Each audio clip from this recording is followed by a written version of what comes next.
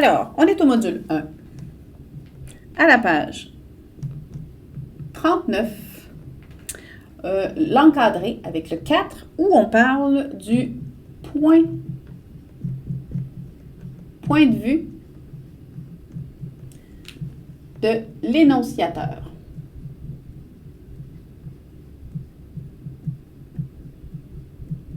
Donc, le point de vue de l'énonciateur. Dans un texte argumentatif, le point de vue de l'énonciateur, c'est quelque chose d'hyper important. On a deux types de points de vue. On a le point de vue distancié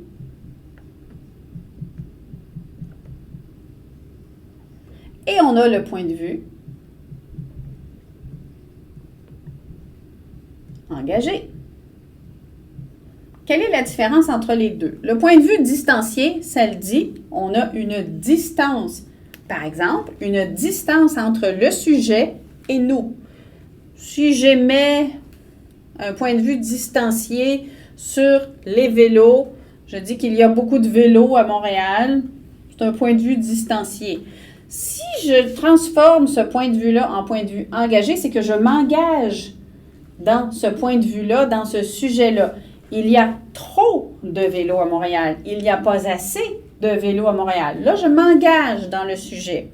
Alors, c'est la différence. Donc, le point de vue distancié et engagé permet de déterminer, autrement dit, le distancié, c'est que l'auteur, donc on va le dire comme ça, l'auteur reste neutre. Qu'est-ce que ça veut dire neutre? Il n'émet pas d'opinion. D'accord? Il reste distancié. S'il est engagé, c'est que l'auteur prend position. Quand on dit prendre position, c'est que il va émettre son opinion. Donc, il va s'engager dans le sujet. Donc, on comprendra que dans le texte, que quand le point de vue est distancié, c'est assez rare en argumentation. C'est pas impossible, mais rare. OK? Donc, le distancié est rare en argumentation, mais évidemment, le plus courant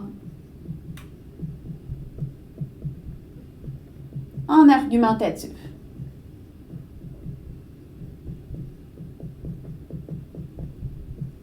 C'est logique.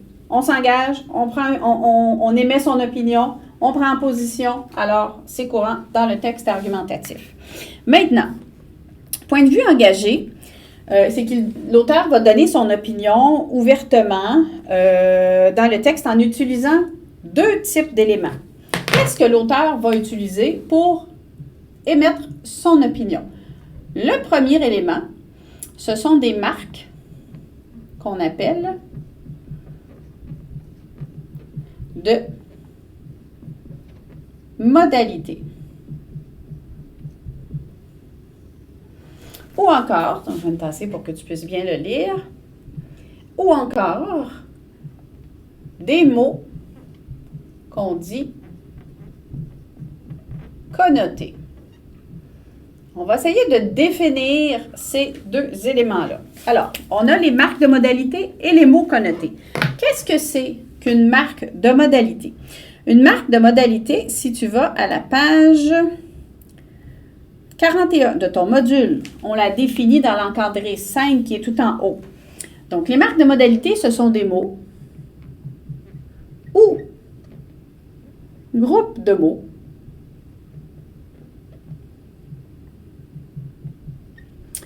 qui permettent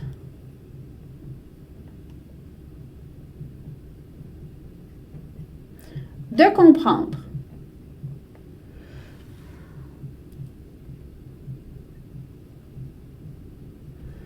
facilement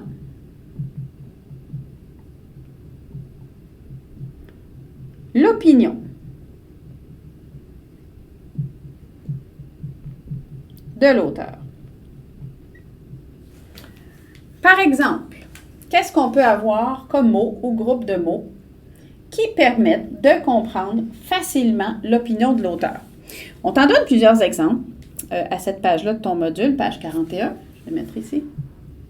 Page 41. Donc, on peut soit utiliser des mots pour démontrer l'attitude de l'auteur, l'attitude de l'énonciateur par rapport à ce qu'il dit à son destinataire.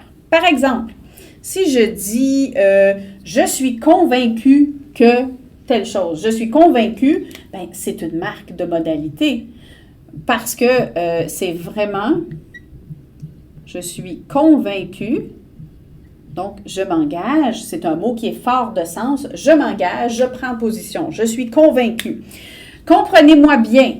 Comprenez-moi bien, c'en est une autre marque de modalité. On ne peut pas définir les marques de modalité nécessairement par plusieurs sortes de mots, mais ce sont les mots qui permettent de déceler l'opinion à travers le texte.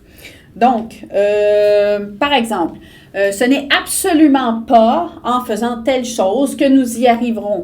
Donc, absolument pas, c'est l'opinion de l'auteur. Qu'est-ce qu'on retrouve principalement dans les marques de modalité? Alors, on retrouve principalement, bon, des pronoms.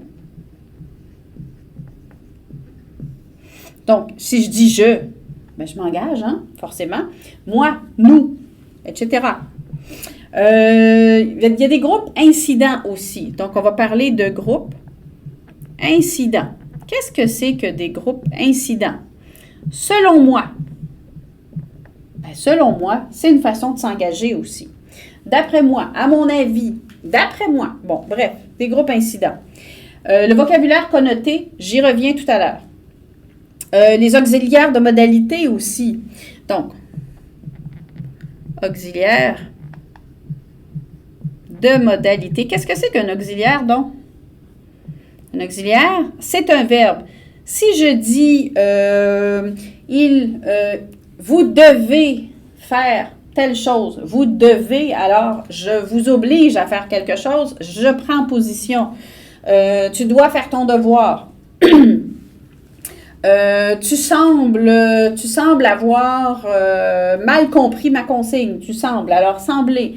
Donc, ce sont des auxiliaires, ce sont des verbes. D'accord? Bon, on avait dit aussi les mots connotés que je vais ajouter. Donc, les mots connotés, ce sont aussi des auxiliaires de modalité. Mais je vais quand même y revenir.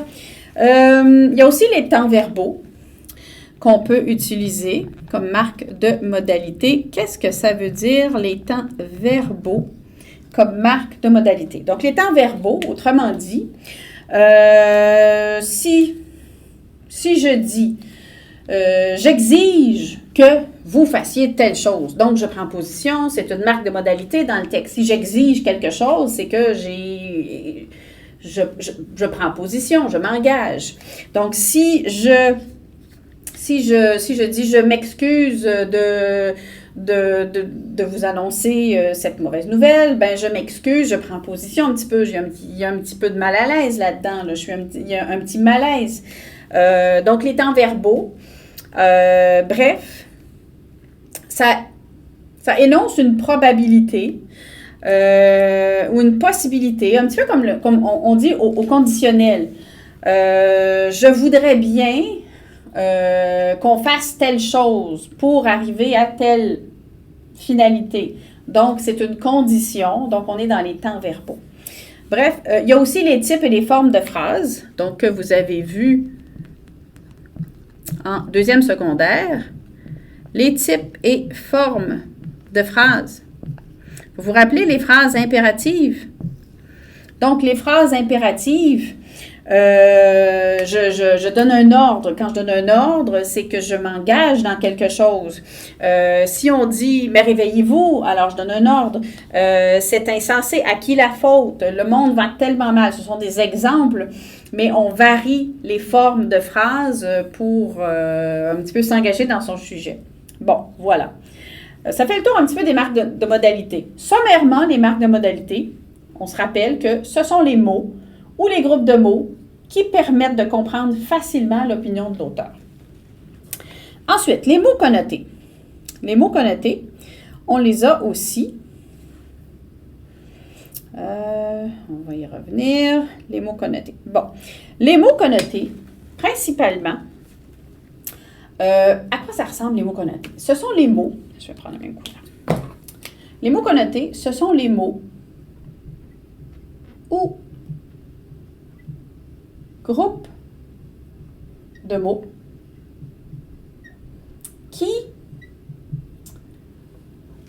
qu'on pourrait qualifier qui sont plus forts en sens, qui laissent transparaître l'opinion de l'auteur ou encore une émotion. Donc, émotion, opinion, fort de sens. On va sortir quelques exemples. Donc, les mots connotés. Donne-moi une minute que je retrouve. Donc, les mots connotés. Alors, le vocabulaire connoté, ce sont des termes qui, comme je dis, démontrent une opinion ou une émotion. Je reviens à des exemples que je donne de temps à autre. Si je dis mon chandail est noir, noir, c'est un fait. Ce n'est pas un mot connoté. Si je dis mon chandail est beau, là, c'est un mot connoté parce que on peut avoir, par exemple, des adjectifs qui vont permettre de laisser transparaître l'opinion. On peut avoir aussi de dire, malheureusement, je ne peux vous donner raison. Donc, malheureusement, il peut y avoir des adverbes également. Donc, on peut utiliser qui sont plus forts de sens. Donc, malheureusement, heureusement. On peut aussi utiliser des verbes. Exemple simple. Si je parle, le verbe parler, si on l'utilise comme ça hors contexte, n'est pas fort de sens. Si je crie, par contre, le verbe crier peut avoir une émotion. Je dis bien peu parce que ce n'est pas dans tous les contextes que ce mot va être connoté, mais si je crie, généralement, ça fait appel à une émotion. Donc, ce sont les mots dans lesquels on peut voir, en tout cas, entendre l'émotion ou l'opinion de la personne qui les émet. Voilà.